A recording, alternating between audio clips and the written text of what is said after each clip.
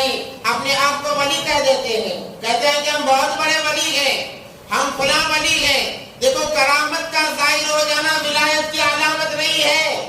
ایک جادوگر بھی کرامت بتا سکتا ہے۔ اگر کوئی آپ کے گھر میں جو چیز موجود ہے اس کا آپ کو اطلاع دے دے کہ تمہارے گھر میں فلاں چیز موجود ہے، آپ یہ نہ سمجھے کہ یہ بہت بڑے اللہ والے ہیں، یہ بہت بڑے ولی ہیں۔ چیزوں کا معلوم کرا دینا ولایت کی علامت نہیں ہے۔ ولایت کی علامت شریعت کی پاسداری ہے۔ جس کے زندگی کے اندر شریعت کا کوئی کام نہ دیکھو اس سے دور ہو جاؤ، وہ ملعون ہے، تمہارے دین و ایمان پر حملہ کرنا چاہتا ہے، وہ تمہارے دین کو چھیننا چاہتا ہے، وہ تمہیں برباد کرنا چاہتا ہے۔ آج جگہ جگہ درگاہ بنے ہوئے ہیں، قبریں بنے ہوئے ہیں۔ ہم غیروں کو تو کہتے ہیں کہ ان کے جتنے کنکر ہیں اتنے شنکر ہیں، مگر ہمارا حال کیا ہے؟ جہاں مزار دکھی وہاں جھنڈا گاڑ دیے، کہتے ہیں کہ یہ فلاں بابا ہے۔ ایک لطیفہ آپ کو سناتا ہوں۔ ایک زمانے میں ایک بہت بڑے اپنے آپ کو ولی سمجھنے والے تھے اور لوگ ان کی طرف بڑھ چڑھ کر آتے تھے کہ بھائی بہت بڑے اللہ والے ہیں، ولی ہیں۔ دور دور سے ان کا دیدار کرنے آتے، نیازیں چڑھاتے، صدقات دیتے، فطرات دیتے، انہیں مالا مال کر دیتے تھے۔ ایک مرتبہ انہیں کسی جگہ کام لاحق ہو گیا، انہوں نے اپنے مرید سے کہا کہ فلاں جگہ میرا کام ہے، ایک کام کرو، تم یہ گدھا لے جاؤ، یہ گدھے کا بچہ ہے، سواری کے لیے لے جاؤ اور میرا کام کر کے واپس آ جانا۔ مرید ان کی بات مان کر گدھے کا بچہ لے کر چلا۔ پہلے زمانے میں گاڑی وغیرہ نہیں تھی تو گدھوں پر، گھوڑوں پر سواری ہوا کرتی تھی۔ یہ گدھے کا بچہ لے کر چلا کئی میل جانے کے بعد بچہ تھا، وزن کو برداشت نہیں کر سکا، وہ مر گیا، گدھے کا بچہ مر گیا۔ اب اس نے سوچا مجھے آگے جانا ہے، میرے پاس دوسری سواری نہیں، پیر صاحب کو اطلاع کرنے کے لیے موبائل کا زمانہ نہیں، اب اطلاع بھی اگر خط کے ذریعے سے کی جائے تو پہنچتے مہینوں لگ جائیں گے، اب کیا کیا جائے؟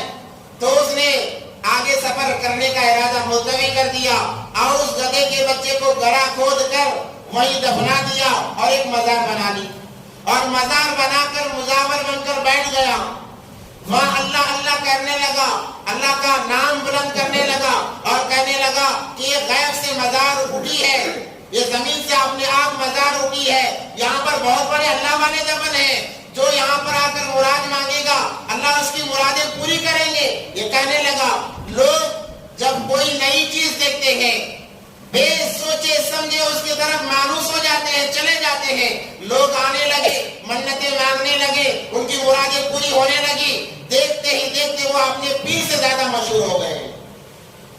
ایک قاعدہ ہے اللہ تبارک و تعالیٰ کا، انسان اللہ سے ہٹ کر ایک پتھر کو بھی پوج لے، ایک پتھر گاڑ دے اور کہے تو ہی مجھے کھلانے والا، تو ہی مجھے پلانے والا، تو اللہ اس کے ذریعے سے تمہیں کھلائیں گے، اللہ اس کے ذریعے سے پلائیں گے اور اس کا بدلہ قیامت کے دن تمہیں ملے گا۔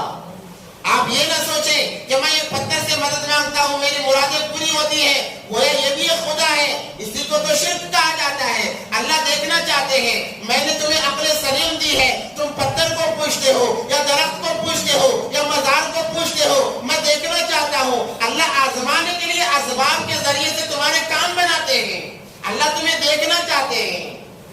تو الغرض لوگ آنے لگے کہ مشہور ہو گیا، اب مشہور ہو گیا، اتنا مشہور کہ اپنے پیر سے زیادہ مشہور ہو گیا۔ بات چلتے چلتے پیر کو خبر پہنچی کہ فلاں جگہ ایک بابا بیٹھے ہوئے ہیں جن کا نام، جہاں پر ایک ولی دفن ہے اور ولی کا نام گدیشا ولی ہے۔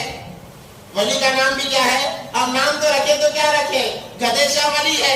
تو پیر نے کہا چلو مجھ سے زیادہ وہ بڑا پیر ہے، میں بھی ذرا دیدار کر لیتا ہوں، میرا بھی کام بن جائے گا۔ یہاں پر دھندا چوپٹ ہو چکا ہے، اس کو دھندا کہا جائے گا، یا اپنا پیٹ پالنے کے لیے یا اپنی روزی روٹی کے لیے دوسروں کا پیٹ کاٹتے ہیں، دوسروں کو گمراہ کرتے ہیں۔ تو وہ سفر کرتے ہوئے چلا، چلتے چلتے کئی منزلیں طے کر کے اس مزار پر پہنچا، جا کر دیکھا تو وہاں پیر جو بیٹھا ہے اس کا مرید تھا۔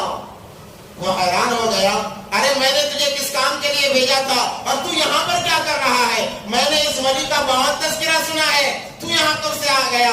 تو سائڈ میں لے جا کر کہنے لگا پیر صاحب آپ برا نہ مانے، آپ نے مجھے کام دیا تھا، میں کام کے لیے چلا، راستے میں पास कोई सहारा नहीं था, कोई रास्ता नहीं था, मैंने उस गधे के बच्चे को दफना दिया और मैं मुजावर बनकर बैठ गया और मेरे चर्चे हो गए। तो पीर साहब कहने लगे, वारे मुरीद, तू भी मुझसे बेहतर निकला, मुझसे होशियार निकला।